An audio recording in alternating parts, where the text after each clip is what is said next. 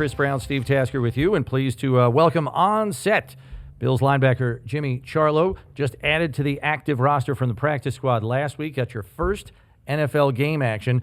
Player appearances on One Bills Live are presented by Tim Hortons. Tim Hortons, the official coffee of the Buffalo Bills. So, I mean, you had to go through a very long year last year, rehabbing from an ACL, after you thought you might get an opportunity with the Jets. First preseason game, down you go, and it all goes up in smoke. You come all the way back from that, you get a call from the Bills, you're here, and now, lo and behold, week 5 comes along, and you're on the active roster. Like, what was last week like in light of all that you had to kind of make your way through adversity-wise over the last calendar year? It was absolutely amazing. I mean, everything I could have hoped and dreamed of for my first NFL game. Ever since I decided that this was what I wanted to chase after, it wasn't really until late in my football career, my senior year at Army, that I decided, maybe I got a shot at this. But ever since that day, I decided, I had some friends talk me into it. They said, hey, you could really do it. I was just like, I just want to get on the field for one game. And that was really the first milestone I was after. I was like, I just want to get on the field for one game. And the atmosphere was amazing. I mean, there's no place like this, really. I've never seen anything like it. So, like, the community's amazing. And so, again, I'll say it's so exciting to be out there with those guys. I saw for the first few weeks, just being on the sideline. What's that? It's a good team to be on. An amazing team to be on. Yeah. But when you're on the sideline and you see everyone's got their jersey in their locker, you're like, man, I want to be involved in that. I want so bad you yearn for it, because it's like a family here. Like, the culture just drives you to want to do more for each other. And so to have that first opportunity was amazing. Obviously, I would wish we came out with a win. But I was going to say, that sounds a lot like military culture. Would you, it's selfless. Like, do you feel it's selfless here, like with the culture here to Absolutely. a certain extent? I mean, to start with, one thing that I see a lot of parallels with is the leadership. Coaching staff, Coach McDermott, and our coordinators, our position coaches, and then the player leadership. It's unmatched. I mean, I hadn't seen it at this level, but I see a lot of parallels to what I experienced in college. And I think leadership is really the biggest one, but that's what drives the culture. And they've done an amazing job here so far of what I've seen. And every player doesn't want to leave here because they love it, and players that have left and come back, they just speaks volumes to what type of place this is. Everybody loves it. We got a chance to get to know you a little bit on the Hard Knocks series and stuff. How did you have anybody in the stands? How many tickets did you have to get? I didn't have anybody up for this game. Just because I found out kind of later in the week. And so I didn't get those tickets in for my dad, but he was watching at home. He was watching at home, and I'll get him up here for another one. Yeah. He kind of became a little celebrity of his own, talking on FaceTime for some of those episodes. What has been the feedback in the neighborhood for Dad? Because I imagine he's a local celebrity on the block now. Oh man, yeah, everybody loves it. Everybody loves it. My friends will call me, and they'll call him, and they'll bust on him, and make jokes. Mostly jokes about his beard, because he didn't know he's having a beard that long. Oh, okay. But he's become a little bit of a local celebrity, but he loves it. And at the end of the day, he really just wants what's best for me. What was the vibe? I know it's tough to take a loss, but it's been over the course. You haven't been here that long, but over the course of Josh's career, Sean McDermott's career, losses come like that. They're close. Very difficult to beat this team by more than one possession. You knew it was going to be a tight game, a division game.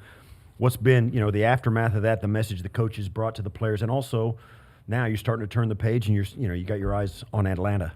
Yeah, I mean, Coach McDermott said it best after the game, and he said, the good teams will allow this to be a learning experience, and losses are inevitable in the game. At some point they're going to come, and it's what can you take from that? It's not let's let this collapse our team over the course of the next few weeks, because you see teams get in a rut, and in that kind of down phase over the next few weeks. So how can we pick that up, turn it around, and get back on track to where we were in the first few weeks there? You're a factor on special teams, obviously, and we saw some of your exploits in the preseason, where you showed up a few times.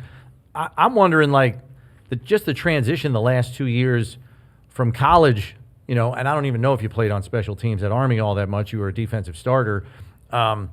But obviously, kickoff coverage is different in this league with the changes they've made just the last 2 years alone, even from 24 when you're, in the offseason with the Jets to now. No more fair catch. That was a one-year rule. And now you've got the new rules in for the 35-yard line, landing zone, the whole ball. How have you adjusted maybe from the college ranks to the pro ranks to be a factor in that area of the game? Well, like you said, obviously there are some differences between, the nuances with the new kickoff rule, punt's a little bit different. But from where I come from in college, it's almost like we were a special teams first team. I mean, we repped it so much, doing individual drills for every phase, every day. And I played up until my senior year, including my senior season, on special teams. So it was, and I know I talked about culture before, but that was a huge driving factor. And, for the Army football team, it's everybody wanted to play special teams, really wanted to play special teams. So I really owe it to Coach Munkin over there, our head coach, and then Coach Attorney, our special teams coach, because that drove our culture over there, and they just drilled it into us. We repped it so often. And I think that's really made the transition, easier for me getting into the NFL. Yeah. Coach Munkin gave me a coin. Did he? Yeah, you went up there and talked to the team, didn't you? Well, I'll tell you a little fun fact. Our pregame ritual the night before when we stayed at the hotel, we'd actually watch your highlights. Highlights. You didn't know that? Before every game, we watch your highlights. Seriously? Before every single game. At the hotel. Are you kidding me? As we close our meeting, we watch your highlights. Yeah.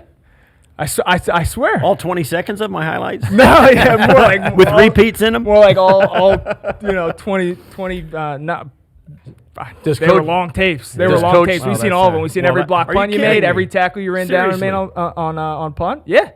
So is this in the special teams meeting, or is this in the full team meeting? This is in the, if I remember correctly, I think it's the special teams meeting. At the end of the special teams meeting. But we threw up the fist and everything in games. The whole deal. I'm telling you, you're a legend. If you look at that, you weren't even in the service academy. You went to Northwestern. If you walk into the Army football locker room, every single person would know who you are as soon as you walk in. Seriously. That is wild. Yeah. I'm surprised you didn't know that. I did not know that. I was excited to meet you because I wanted to tell you that. Yeah, that's awesome. That is absolutely awesome. I appreciate it. That's amazing. So in 2024, you're aspiring to get in the NFL. You have your pro day. And I kind of chuckled at this because when I saw the number, I was like, well, that tracks. Because you know what the combine drills are, so you're, preparing for those. But did you even have to do any prep for the bench press? I mean, with the amount of push-ups you guys do.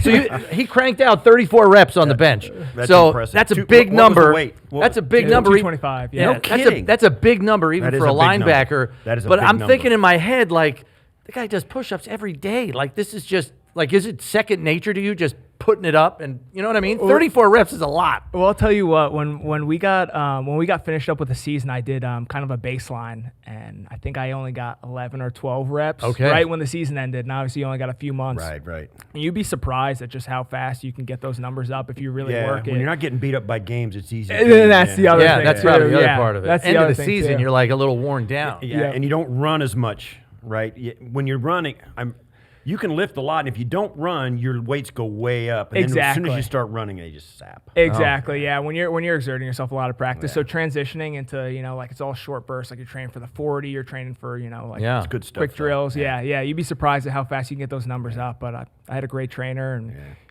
Guys thrive on that, though, man.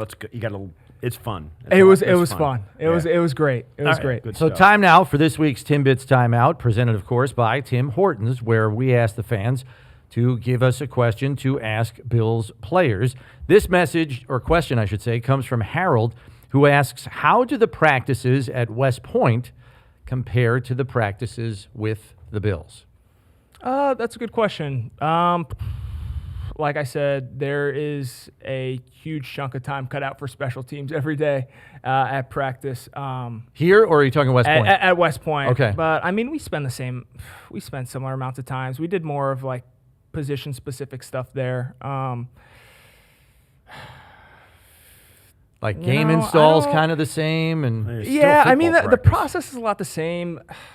I don't know. That's a difficult question, obviously, because being a practice squad guy, obviously I'm scouting looks for the offense, right? So it's kind of hard to see. The biggest thing most guys notice is that there's 9,000 guys in college and there's 50. That's true. It's okay. That's a very good point. So to stem off of that, we got guys running, both sides of scout team, guys running routes and then flipping over and playing scout team safety and corner, just because we're so thin at numbers. Yeah. So being able to have we had a huge roster at Army. we bring in, I mean, maybe 150 guys at some points, 130, That's awesome. maybe 130 guys at some point. So like it's super deep, the roster. You have a scout team that has, second string and third team. So we had plenty of guys there. Perfect. Jimmy, thanks for the time. It was great to talk to you one-on-one here for the first time. We've seen you around, but we didn't get a chance to really talk to you and meet you face-to-face. So thanks for stopping by. We appreciate it.